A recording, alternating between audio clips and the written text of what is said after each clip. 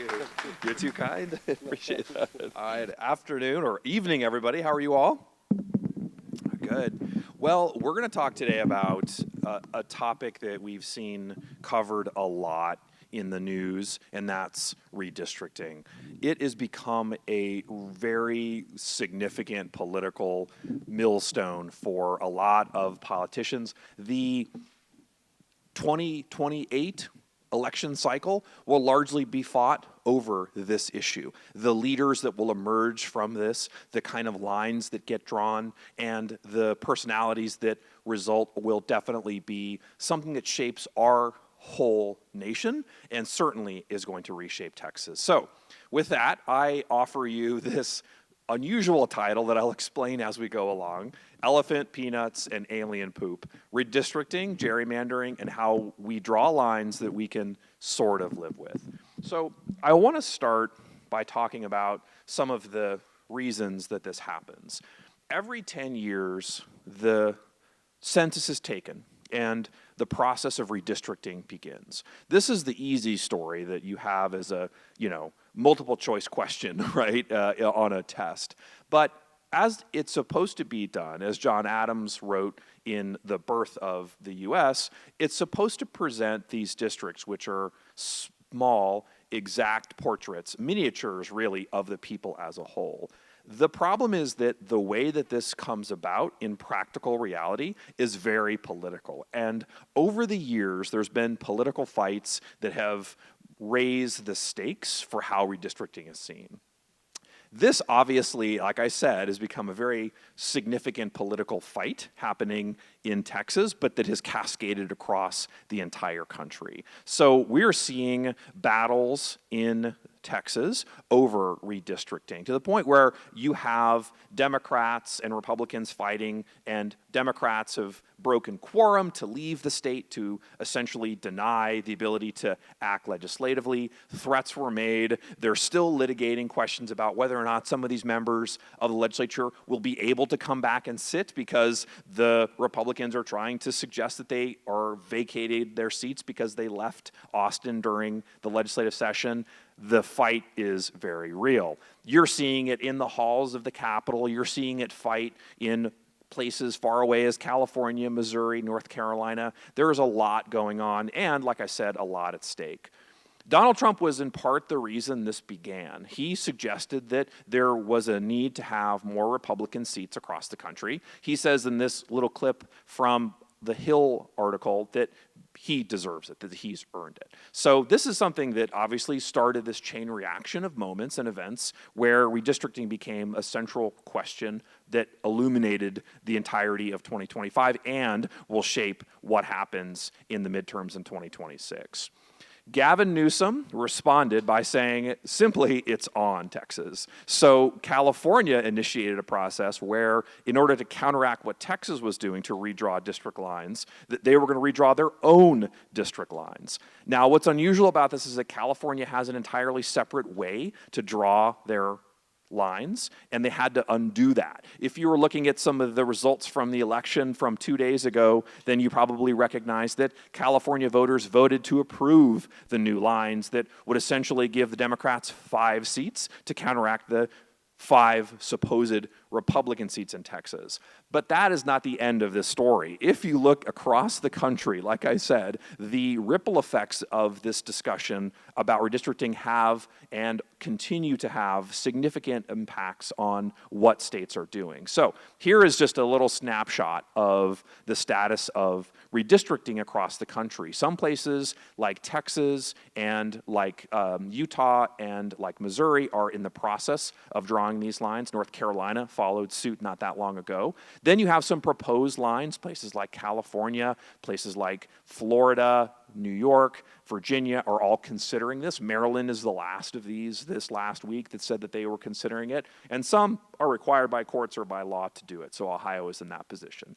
This is a lot of states that are redistricting mid-cycle, mid-decade. This is very, very unusual. And of course, like I said, has strong political implications to what's to come.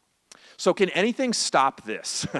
Is there a way to sort of end this process where the states are perpetually changing the district lines. Part of the reason this is important is because it can confuse voters. I live in Houston, and the way the lines have been drawn has been completely jumbled. I refer to it in many cases as an Etch-a-Sketch. You know, the little kind of line drawing toy? You draw the line and you shake it and then it disappears. This is the way that a lot of district lines look in Houston. So people don't know what district they're in. Here's an even better story. That is that the voters in this, a couple of nights ago, voted for a new member of Congress for the District 18 race. This is a seat that was vacated by Sylvester Turner, who passed away while in office. Eventually, they got this election, and what you find there is that the voters are voting for a temporary replacement for the Congressional District 18 that will then be run in an entirely newly drawn District 18, where about half of the voters in 18 will not be in the new 18th district. So all of this churn means that you've got confused voters, and a confused voter is a non-voter. So how do we fix this? What do we talk about in terms of the way redistricting works? I want to give you a larger perspective of how redistricting functions, the legal considerations over time, and then give you a sense of kind of where we are right now and what we could possibly do about it. This is El Paso in the 60s and a postcard. You can see, obviously, looking at the downtown, that things have changed. I don't have to tell you this. But I want to talk about not just what's changed, but also what's the same. So if you look at some comparisons between what was happening in 1960 and what was happening today, you can see a lot of similarities. You've got increased two-party competition, which is creating a lot of friction. You've got activated racial and ethnic groups who are looking for ways to be able to be politically relevant and try to win.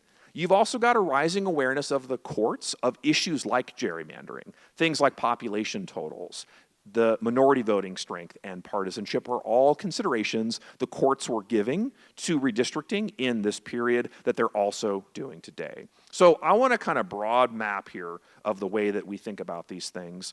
Let's start at the beginning. And that's that the Constitution, like I mentioned, requires that we have every 10 years reapportionment. So this is the document, this is the actual language. I highlighted the parts that are the most critical in this score, where reapportionment is supposed to happen at the state level according to the respective numbers every 10 years. This seems easy enough to do, but of course, because we're doing it mid-decade, it has lots of potential consequences and pitfalls.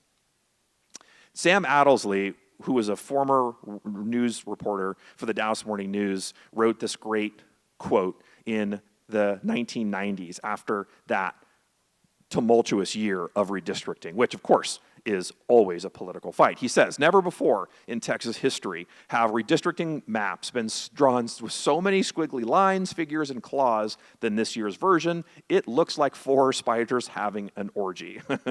I'm going to give you some even better, more creative examples of what district lines look like, but the long story short is that an unusually shaped district is probably a legally problematic district. So we're going to explore some of these with some depth and understand what the courts do when it comes to trying to hash out and assess whether or not a district is legal or not. So let's go back in time to the 1950s. There have been a lot of times that Texas has tried to change the way that district lines were drawn to favor incumbents. This is a long-standing practice. It's worth noting that for a long time, the Democrats were in charge. From the Civil War until basically about the 1990s, Democrats ran Texas. And they ran it in much the same way that one-party rule does, where they wanted to protect their interests. So that's exactly what they did in many of these cases. In 1950, in the 1951 round of redistricting, Texas gained one seat because it had enough population increase to merit one. But instead of drawing a new district to accommodate this, they just decided to make the entire state one congressional district. That is one big district. But to do even better than that, in 1960, after the census, Texas gained yet another seat, and because they wanted to keep the districts that the incumbents had as they were, they decided to just draw another full district with just a lot of new people in it. So the population span was huge. Bruce Alger's district, who was the first Republican elected to the U.S. House since Reconstruction at that point, had a district that was almost 1 million people. Now, Wright Prattman's rural district, who was a noted progressive Democrat in this period, had a population district that went to about 200,000 people. So there's a serious size gap there that obviously has impacts in terms of representation. The courts, over time, had been reluctant to get involved in redistricting. Their claim was that these are not justiciable issues. This is a fancy term that basically says that courts can't touch it because it's something that's in the Constitution, as I noted before, that outlines specifically who's supposed to be in charge of this. Well, the finding from Culver versus Green was that in 1946, the court held that they should not enter what they called the political thicket of redistricting. If you wait for just a few years, they change their mind. Sometimes courts do this. In about 20 years, you started to see a different court handle these cases differently. So the Baker versus Carr case is one of the more important ones, where they changed their mind and decide that, in fact, these cases can be considered by the courts. One of the first ones that they did was to undo what Texas did in 1950, which was to say the entire state was one district. In Gray versus Sanders, they decided the unit rule that Texas used to justify this was not constitutional. They followed this up in 1964 with Westbury versus Sanders, where they allow for states to adopt congressional maps that have to be equal in population. So no more districts that have 1 million people and some that have 200,000 people. In Reynolds v. Sims, essentially, they apply the same standards to state legislative districts. So a lot of cases are happening here in the 1960s that dramatically change the way that redistricting is considered. Legally speaking, we see these big changes. We also see some legislative changes that really change the function of how lines are allowed to be drawn. Between 1972 and 2013, it was the case that laws suggested through the Voting Rights Act that any kind of change to election procedures, policies, or methods had to be cleared by the Department of Justice. So Texas was involved in this because it was a southern state and had a history of drawing lines that, according to the courts, were discriminatory. This all changed in 2013. In a holding from the Supreme Court in Shelby County versus Holder, it held that the formula for what determined which jurisdictions, that is southern states, were required to be under this kind of rubric were no longer necessary. Congress had to act, they said, to redo this. Which states really have to be remedied now that we've had the Voting Rights Act in place for almost 40 years? Congress did not act, and so as a result, there isn't additional guidance about how to function here. Now, it's not to say that you can't still have district lines which are unconstitutional by race. Section 2 of the Voting Rights Act allows parties to sue map makers if they're engaged in discriminatory practices that have the intent or effect of weakening voting rights. I'm going to tell you in a few minutes about how this is in grave jeopardy at the Supreme Court as we speak. So, in a nutshell, Shelby County basically guts the key provisions of the Voting Rights Act that allows for states to have to get pre-approval. So now you can see where states can change lines without having to have oversight from the Department of Justice. Now, again, they can still sue in court because these are constitutional matters, but they no longer have to have the extra step of having DOJ tell them.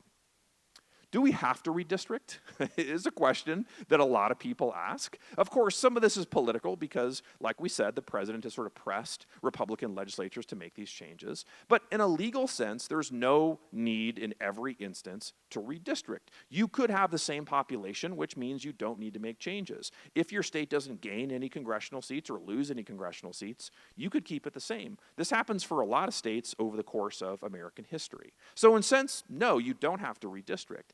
If there's a population change of more than about 3%, the courts have said that requires some numerical balancing.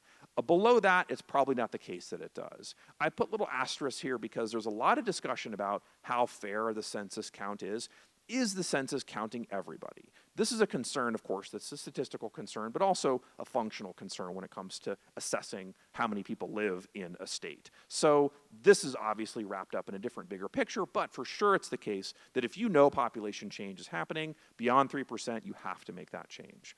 Another consideration is about what they call the continuity of leadership. This is basically a fancy word of incumbents. If you're an incumbent, there's a reason that mapmakers might protect you, and that's what they call continuity of leadership. So there is a need and there is a respecting of individuals who are in power.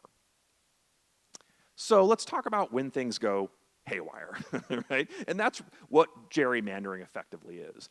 Instead of having districts that are drawn to represent little micro USs, you have essentially a situation where you've got politicians who are picking voters. That's the real conundrum that a lot of states face with respect to how to draw district lines. Now, I'll give you some sense in the next few minutes about the way courts handle this and what they see in terms of the quality and ability for the states to do it this way, but suffice it to say that there are a lot of rules that courts are putting onto states in terms of what is and is not permissible.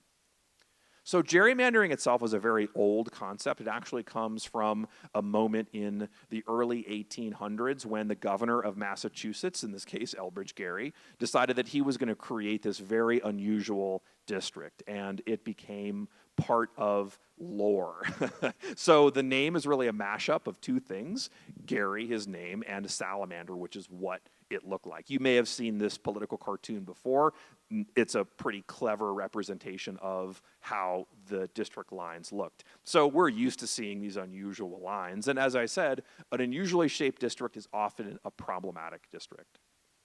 So districting with respect to race is a complicated arrangement. The courts have over time held that there are some very strict rules about the way this might function. So for instance, in a case in 1971, White versus Register, they argued that a multi-member district, which is this mega-sized district outside San Antonio, was unconstitutional because it diluted racial voting strength. The follow-up to this was a couple of years later in Alonzo versus Jones, where it ruled that at-large election systems in Corpus Christi violated Section 2 of the Voting Rights Act. Taken together, what it says is this: if you have a huge area where you're electing people from a giant regional population, it's most important to cut those into smaller districts. You can't have it as one big glut. And this is actually a case that continues today. The school district that I live in, where my kids had gone and go to school, is fighting this very battle. There is a question about whether or not you can draw a school district line with the entire district, or you have to have certain sub-districts. So this is a fight that continues even today. But at this point, the courts have basically said that at-large systems tend to be unconstitutional.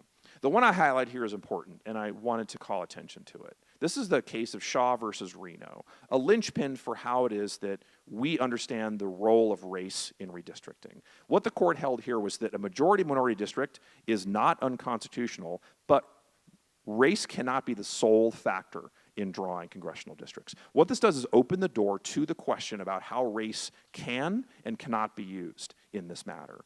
This was followed up by Miller versus Johnson in '95, where the court holds that districts with bizarre shapes suggest that there's some kind of violation. This is what I've been saying anecdotally. That is, if the district looks weird, it's probably problematic. So rebalancing is necessary. If you've got a district that has a large population, that's a very diverse population, there's a need to draw district lines that meet many of these standards. The Voting Rights Act of 1965 specifies that numerical balance cannot fragment, dilute, or unfairly compact the minority population's voting strength to restrict their ability to win elections. So, to put this in a nutshell, then that last point's the one to focus on. There can be no cracking, packing, or stacking. Let me define these a little bit more clearly because they give us a pretty clear visual sense of how mapmakers are hemmed in by these kinds of choices, legal choices. Cracking is defined as splitting groups of what we call disfavored voters among multiple districts. If you're trying to draw lines that basically limit the ability for one group to win, you want to crack them into various districts. So here you see in the visual pretty clearly, you've got sort of a group of people that you split into various districts so that you can dilute the power of the electorate. Another way to do this is what we call cracking. Cracking is a similar process, but it reverses the process, where you've got essentially putting a bunch of people into a district that their voting strength is diluted. So you draw it in such a way as to dilute the strength of that particular group. This is called packing. In both cases, like I said, these are unconstitutional dynamics. Now, there are a lot of things that are part of this, that go into this, but at its core, these are the most critical elements.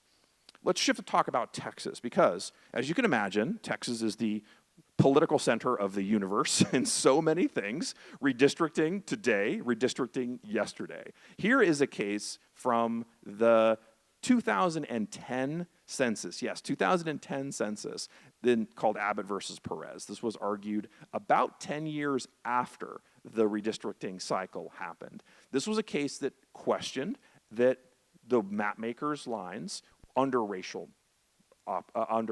questions. That is that the Texas legislature had drawn lines that were unfair and potentially harmed Black and Hispanic residents and their voting powers.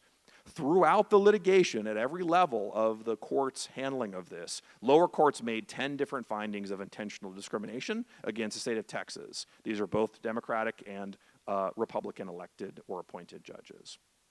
The court ends up looking at these districts for a long time. Like I said, it takes them about a decade to fully litigate these maps. This doesn't hold, I think, bode well for our current litigation, which is litigating not just one, but two sets of maps here in El Paso. I'm sure you've seen coverage of this. So there is a long-standing process when it comes to how to understand these districts and how complex they might be. So what did the court do? In a 5-4 vote, the U.S. Supreme Court determined that one of the districts in question, in fact, was drawn with the intentional act of discriminating against Latinos in North Texas, in Tarrant County. So the case was remanded back to the district court, who said you have to work with the legislature to redraw these lines.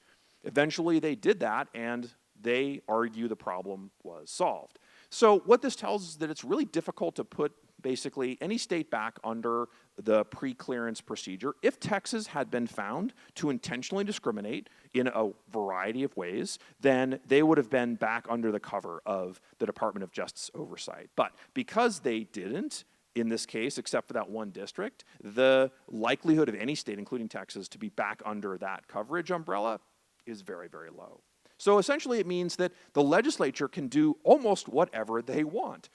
If you compare that and connect that to the way that the courts have recently handled issues about redistricting, then you can see that the mapmakers have basically a free hand to do almost anything they want. Here's a little clip from the NBC News that says that basically the Supreme Court has allowed for the unfettered power of states to rebrand and redistrict in almost any time in any way that they want. Now, of course, race is still a factor, although that may be going away.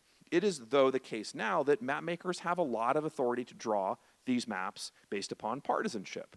So I want to address this in two phases. The first is the wind-up, and then the pitch. So in terms of the wind-up, partisan gerrymandering has always been a question for the courts.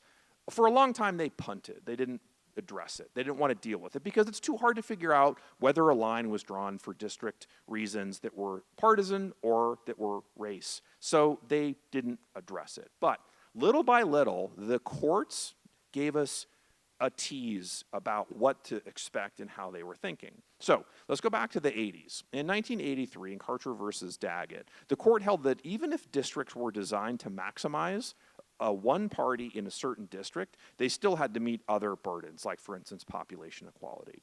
In the 90s, in Hunt versus Commentary, the court ruled basically that the districts are drawn on the basis of partisanship, but also create a majority-minority district are not unconstitutional. So you see the slow seeping of the ability for mapmakers to draw lines based upon partisanship creep into the jurisprudence.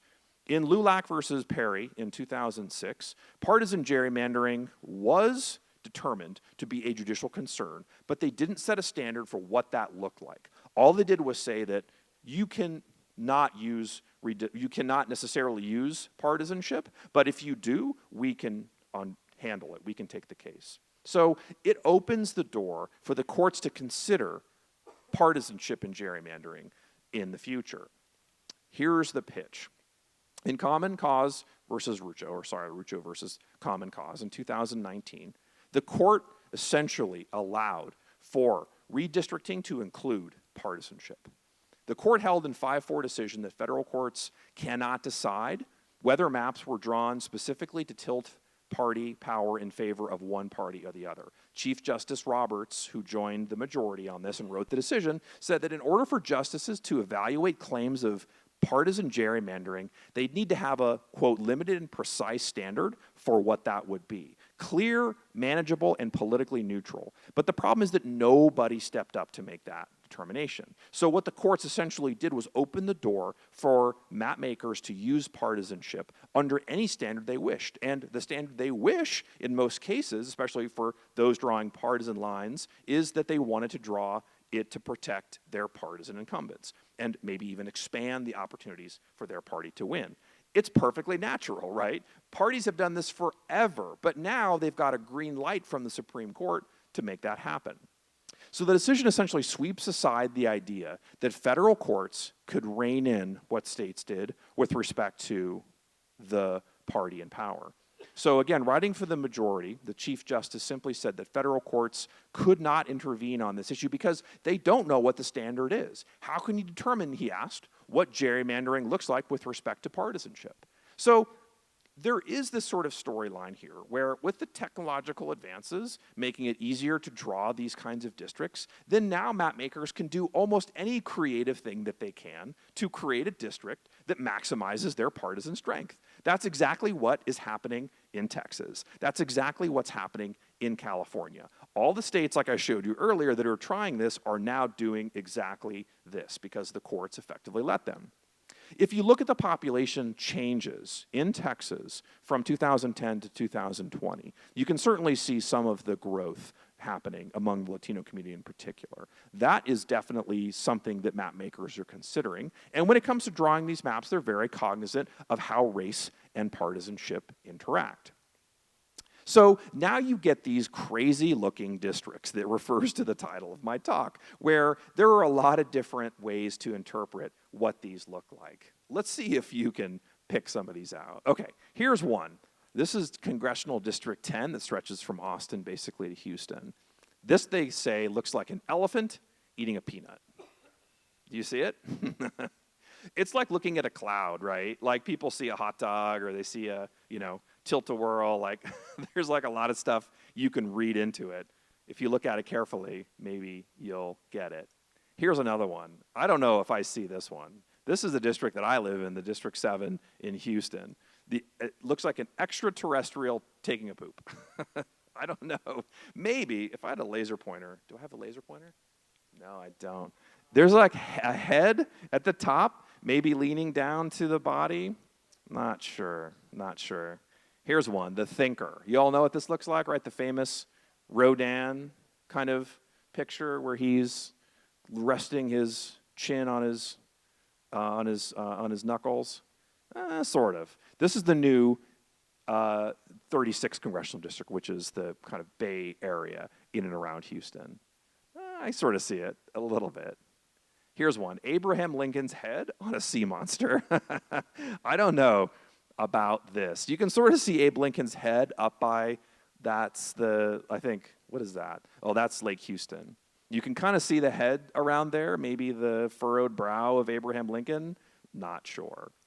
Well, in any case, like I mentioned, there's a lot of creativity that goes into these districts, and there's a lot of implications to the way these district lines get drawn. So a couple things are worth noting here. Number one, the census definitely counts. Where people live and the growth of certain populations matter a lot in terms of making these choices.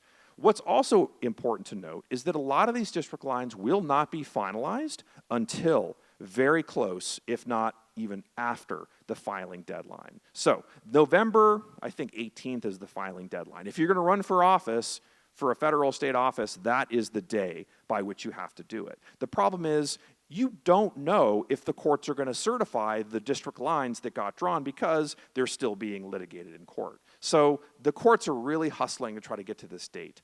It's possible they might push the primary off. So we're supposed to have a primary in March. It might not be till May until they can figure out, legally speaking, if these districts are legitimate or not. The court is watching for sure, right? They may not be looking at this with sympathetic eyes, but they're definitely looking at the specific elements of what constitutes a legitimate constitutional district. And finally, partisan line drawing is okay, but the standards may change. One of the ways the standards may change is that you're seeing the court literally today deal with issues about partisan and racial gerrymandering out of a case from Louisiana. So I want to talk about that in a second, but I also want to frame this in a bigger conclusion. That's about the solutions to this issue. Like I asked earlier, are we just destined to have perpetual redistricting where every 2 years we're seeing new lines being drawn all across the country? That's a recipe for chaos. And I don't think we'll have that exactly, but it's definitely the case that we're going to see more and more redistricting happen. So what do voters want? All the survey evidence of this suggests the voters are interested in the following kinds of things. I'm sure some of these hit home for you too. To be basically a fair map, voters want to have a fair election. They want to have a system where not one party or the other is automatically going to win. They want to have representation among distinct constituencies. That is, they want to have a diverse Congress that represents people. They want competitive districts. They want compact districts that represent neighborhoods. The districts that span from one big city to another big city in a place like Texas are amazingly huge and challenging to govern, and a difficult moment for representatives to be able to represent, right? This is the concern from a lot of people who look at the current maps in Texas and say, look, you've got districts that span a tremendous amount of rural space that then stretch into an urban environment. The rural representation is very different from an urban representation. So it's a challenge to find this equilibrium for members of Congress. People also want to make election administration easier, to keep these districts compact in a careful way. Accomplishing all these things, obviously, is really challenging, right? This is something that's hard for us to deliver to voters because of the way that the process goes. The ultimate conclusion here from a lot of this, as you're probably sensing, is that the court is unlikely to help. Like I said, there's a current case that the court is considering with respect to a case out of Louisiana. Now, it's a little technical here, but basically what's going on is that the court has asked the plaintiff's attorneys for additional briefings on some specifics with respect to how race was used in this process. This, at least for court watchers, is an indication that the court is going to overturn the Voting Rights Act, at least this section of the Voting Rights Act. So for instance, in this case, Louisiana has a 1/3 black population, but after the 2020 census, the state legislature drew lines that resulted in only one district where black voters were likely to have the chance to elect a candidate of their choice. So Louisiana had to create a second majority district to comply with the Voting Rights Act, and then you had people sue saying this is unconstitutional. So that's the fight. Can Louisiana draw these lines in a way that reflects race or not? The court seems to be asking, without at least directly saying it, that Section 2 of the Voting Rights Act, like I mentioned earlier, is probably destined to fail. That is, they're going to say that it's no longer relevant, no longer necessary. This is a little small here, but this is a clip from the New York Times from a couple of weeks ago where it outlines some of the questions that the justices were asking the lawyers with the expectation from court watchers that basically the court was willing to overturn the Voting Rights Act. So there's a very good chance this could happen. If it happens, then the likelihood of every other state redistricting, or in the case, say, of Texas, to redistrict is very, very high, because now there are very few guardrails in terms of how you draw these district lines. Now, like I said, the courts probably won't do much here. They've been moving into a slightly different direction in terms of allowing for state legislatures to draw lines as they wish, but there are other options. Congress could step in. In 2022, Congress passed the Freedom to Vote Act, which was a landmark piece of legislation that would prohibit mid-decade redistricting. That's what this fight is about. However, the bill didn't pass the Senate, so it's still lingering. A couple of weeks ago, Representative Don Davis from North Carolina, by the way, whose district has been redrawn in this last round of gerrymandering, filed a bill to try to institute a retroactive and proactive ban on mid-decade redistricting, very similar to the case and legislation I just mentioned to you. Also probably not likely to pass. So Congress is probably not the avenue to make this happen. State legislatures can change the way they draw district lines. Some have. 18 states have given the power to draw district maps to either a nonpartisan or a bipartisan commission, and this has been something the Supreme Court has upheld. It's a little small to see, so apologies for that, but you can definitely get a sense of across the states, there's a lot of variation in the way this happens. Most states, like those red states there, tend to be ones that let the legislature draw lines, but a handful increasingly, including California, which had to undo that decision with the majority vote among its voters, draw these based upon district lines. So there is some variation here in how this functions, and that's one opportunity and one path to make redistricting a little more fair. What I should also note is that scholarship suggests that when you have a bipartisan or nonpartisan commission drawing lines, those lines tend to be more fair in terms of the political outcomes than the ones drawn by legislatures. So it does work to have it this way. If you look at the way that this breaks down, you can see kind of how it ends up in the situation we're in now. About 41% of all district lines are drawn in a way that are done by legislatures run by the Republicans. About 11% of districts are drawn in places where Democrats have a majority. So you can definitely see why it is Republicans nationwide, federal Republicans are happy to make these lines redrawn. They can pressure state legislatures to make these changes, and if they do, then they're probably going to get a better deal out of it. A very small percentage, about 19%, have an independent commission. Sometimes you have the courts do it because they're remedying past discriminatory issues, and sometimes there's a political commission that does it. So again, there's a lot of variety here, and you can definitely see the path that we're on today caused by the way that these lines are allowed to be drawn. So at the end of the day, like I've said, I've tried to give you a flavor for the way that this operates. The stakes are extremely high. The courts have given a lot of guidance in terms of how this operates and continue to do so, but we'll see a lot of changes happen. So watch the Supreme Court to see what they do on this Louisiana case. Watch these other states to see how they redistrict, or if they reject redistricting, as some states have. There's a lot of ways that this is going to influence very directly what happens in 2026, which will have a significant impact on then what happens in 2028 and into the future. So I'll stop there and love to answer questions if y'all have any.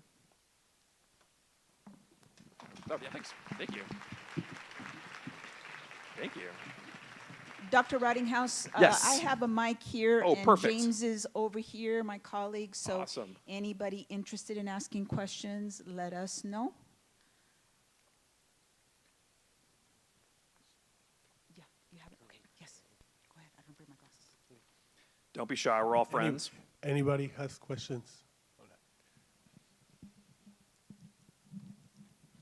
I have a question as far as voter presence. What is the process of transparency when it comes to the redistricting and the process? Yeah, it's a great question. The question is, I think framed in the idea of what voters want, and there's a lot of opportunities to participate normally in the ways that map makers draw lines. They have hearings often, and that's one way you can go converse. You can send your comments to the committees that often redraw these lines. I will say, though, that we've gotten maybe too far away from that. When Texas redid its lines, it didn't have significant hearings. There were some across different parts of the state, but they had limited abilities. The same is true for California. They didn't have a lot of input in terms of what those lines look like. Now, California voters got to decide if they were going to redo those lines, but that was only kind of after it was all said and done. So there are opportunities for the public to weigh in on this, but we don't have as many of those things. So I think that it's just like any other policy issue. Talking to your elected officials about the things that you care about, organizing locally to press the issues that you care about to make sure that your communities are heard, I think is a good recipe for how it is you can involve yourself in what map makers do. Now, there are, of course, some states that have map drawing that is independent, and so they, on purpose, kind of don't accept people's opinions. They have kind of their own fact-finding. And like I said, that's generally speaking makes more fair maps, but there are lots of ways like that that we can at least have some input beyond and have that as a good way for us to make our voices heard, and a process that's extremely important for how representation functions. Yeah, great question. Anyone? It's over there.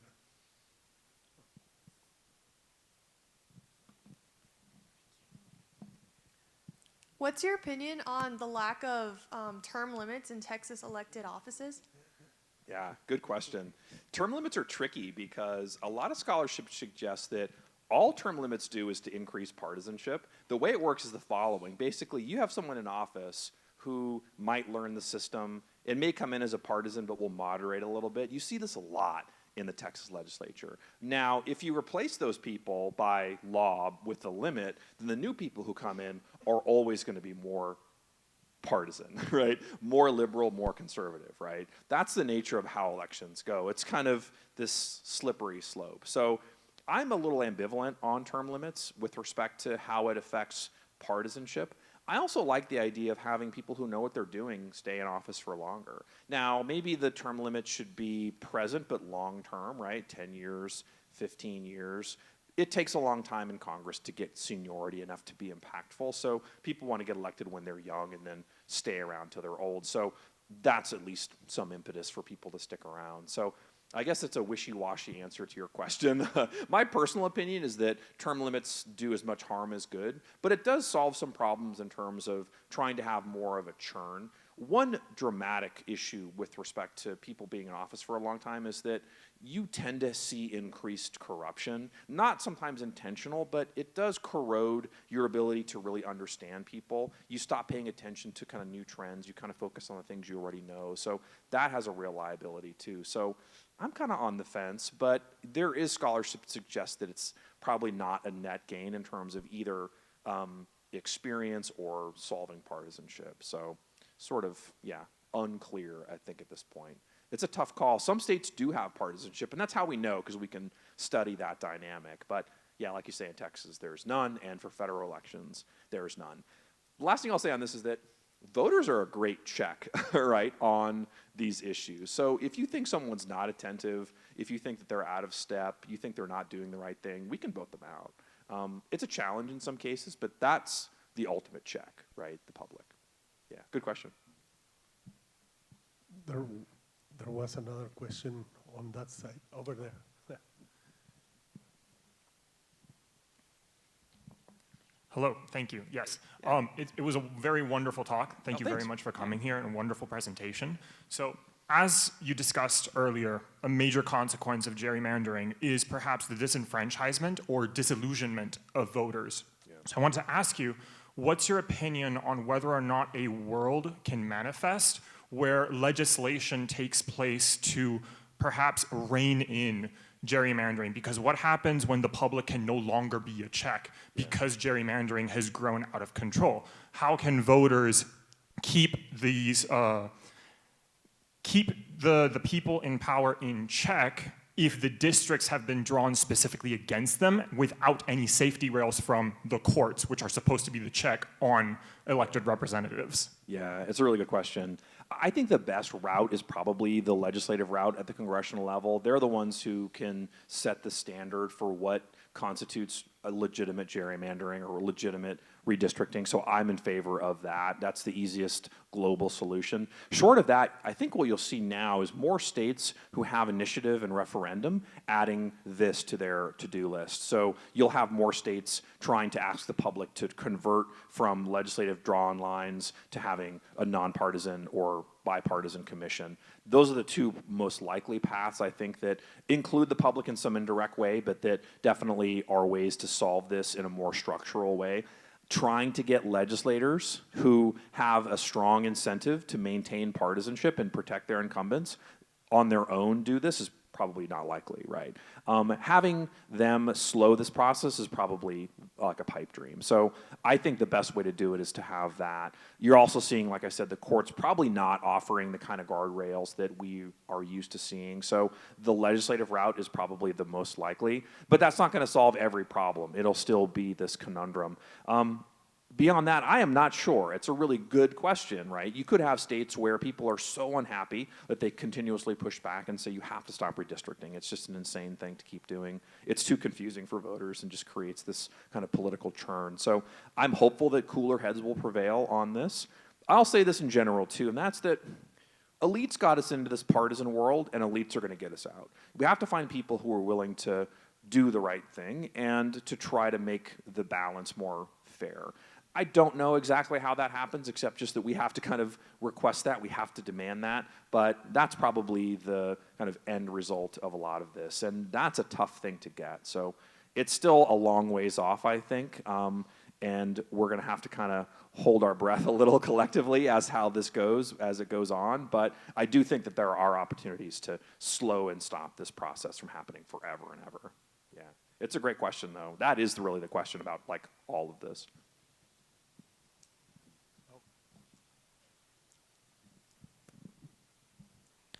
How does redistricting affect communities with large populations of undocumented immigrants who, for fear of deportation, are not counted in the census? Yeah, that's a great question, yeah. That's why I mentioned that the census really counts, right? It really matters because how you count people and where you count them living is important. The same is true for people who are incarcerated. The way that they count them is in the place that they're incarcerated, not where they live. In some states, they can vote. In fact, people in jail can vote, although most municipalities, most counties don't let that happen. So there are a lot of concerns about how people are represented who otherwise aren't easy to count. And so this is something that the states have really grappled with. There is an effort to try to make the census more statistically minded so that you can estimate populations. This has been litigated and generally speaking has been frowned upon. So it's harder to find a kind of realistic way to be careful about counting people who otherwise are very hard to count. So it's still, I think, set in the 1800s, the way we count. And that probably is not going to change just because the litigation hasn't allowed it, and I don't think the politics are going to change on that much either. So it's one battle at a time for now, I think, and Democrats are in particular trying to fight to see if they can hold the line as best as possible. So it's not a great answer to your question except to say that there really isn't a good solution right now that I've seen other than the kind of statistically driven approach, which has also been ruled kind of legally problematic. So we'll have to wait and see how they shake it all out. But that's a fight for like a different scenario. Yeah, but a good one, really important one.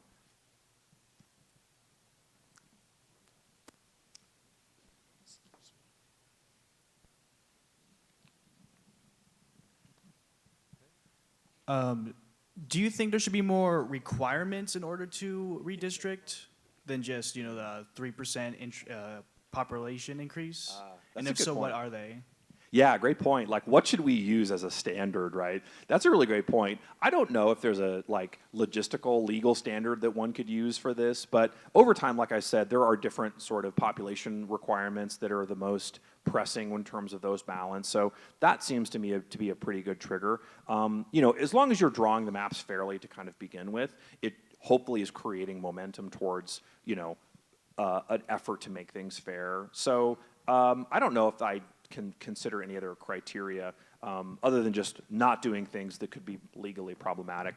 I think you do have to give map makers some flexibility because these are really hard to do. If you ever played around with software that will let you kind of do this, it's a challenge to draw a district that does all the things that you want it to do and doesn't do the things that are illegal. So some flexibility is important, but it is really a challenge to draw these district lines. So I don't know if I have any criteria in mind per se, except that we need to like focus on voters and what they want. And if I think that, I mean, Texas is a great example.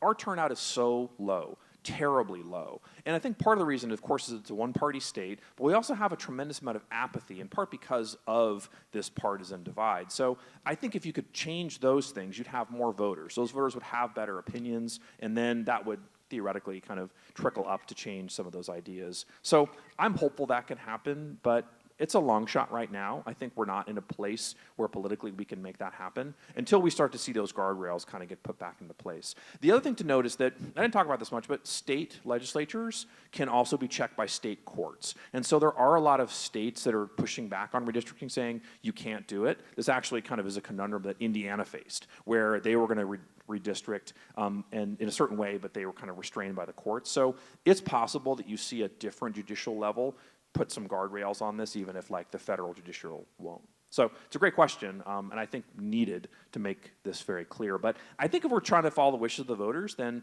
we're always in good shape. Hi, Doctor. My name is Tristan Williams. It's nice to meet you. I have a question in regards to the counting of illegal immigrants in the census in regards to districting. Should we continue to do so, and why? As it is now, they don't.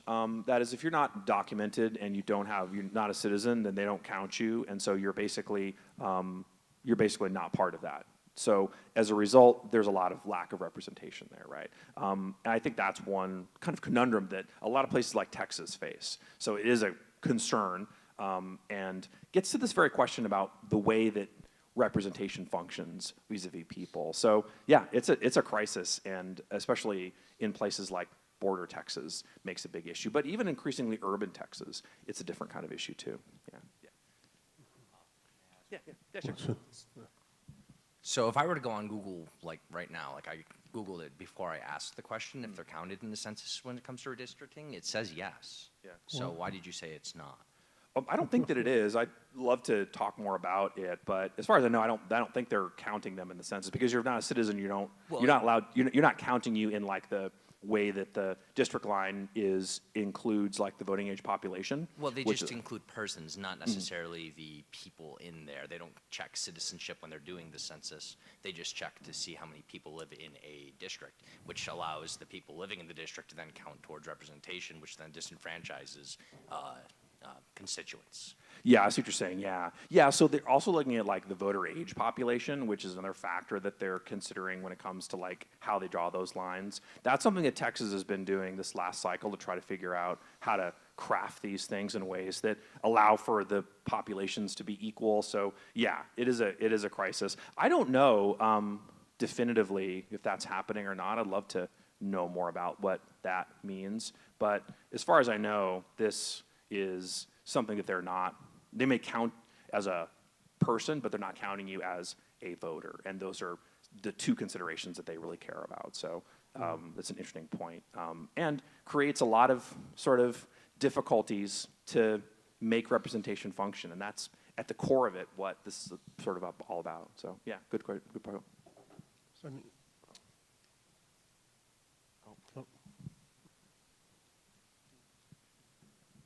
Apologies, I have a follow-up question regarding bringing up voter turnout. Yeah. Because as we know, there was a special election here for Texas for the 17 proposed constitutional amendments to Texas.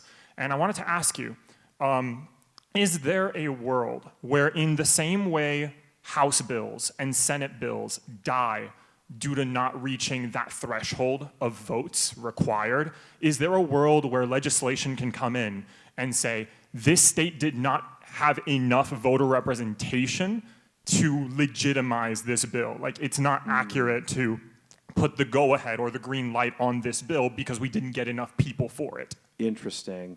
The answer is no, it's not, right? Like, all it requires is a majority support for it. It's an interesting question, though, right? Like, if you could get a threshold amount of support in order for that to be successful. I've done work on recall elections in Texas, and one of the things there that they require is like a certain threshold of voters to be able to like initiate a recall. So there are times where you see that as a solution, but it's not in this case something that they look at. It's intriguing though. You'd like to see more voter participation, and maybe requiring it to happen among these sort of times would be useful. So I wonder, I don't know of any state that does it that way, but I'd be pretty interested in finding out. But Texas does not. So at least as it is now, even despite low turnout, it's still pretty, they're all pass. I will say that, Texas's turnout is troublesome on these, But this last cycle wasn't awful. It wasn't as bad as it has been in past cycles. So maybe we're seeing kind of people more attentive to these issues. There were a lot of things on the constitutional proposed amendment that got passed that were really important, like lots of money spent on water and dementia research, tax breaks. So there's a lot of stuff at stake. So you'd think people would be more engaged, and they kind of were, but still pretty low all overall, yeah. So, Doctor, I think gerrymandering is one effect of polarization that you're a specialist in. And I heard many students that they're frustrated because neither of the parties represent them really, and they're given very little choices. And then we're trapped in this world where parties gerrymander each other to death, and then they fight, they cannot pass budgets, they cannot pass legislation, they undermine Voting Rights Act, they undermine even our civil liberties, right? And then, so is there, I tell my students, then don't give up. What would you recommend to break this like dark bubble of partisanship and division, right? Yeah. It's a really good question and a tough issue to resolve. Obviously, it's a two-party system, and so it's challenging to find ways to be able to break that. I do think one way to do it is to focus on local processes, local elections. That's something often that's not partisan, and so you can definitely get a better traction and policy when you're not dealing with strictly kind of partisan issues. So that's one thing that you could do. I think another thing is just, I think the more that people are involved in these processes, the more that they demand these kinds of policy changes, the more you're going to see this. So for instance, if you look at this last election, there were people who were elected in New York who couldn't get elected in Virginia, people who were elected in Texas who couldn't get elected in North Carolina. So the version of the representation that's diverse and because of those demands that gets, I think, spread out is good, right? That gives us a sense that politicians are responding to regional/local concerns, and that's a good thing. So I'm hopeful that maybe that's a way to break that hold, where you're going to still see red and blue, right? You know, liberals and conservatives, but there's lots of flavors of that. And so it's worth fighting for the people that you like and that you trust and care about. That's definitely like a way to solve a lot of the issues that I think partisanship tends to confront. The people who are arch conservatives and arch liberals, you may not like them, but they have to be kind of part of the system. It's just the way things are. But there are opportunities for us, I think, as voters to demand those kinds of changes. But it's a good question, and I don't have a great answer in terms of solving it. I wish that I did. See, thank you so much, Doctor, for your talk. Give an applause. So.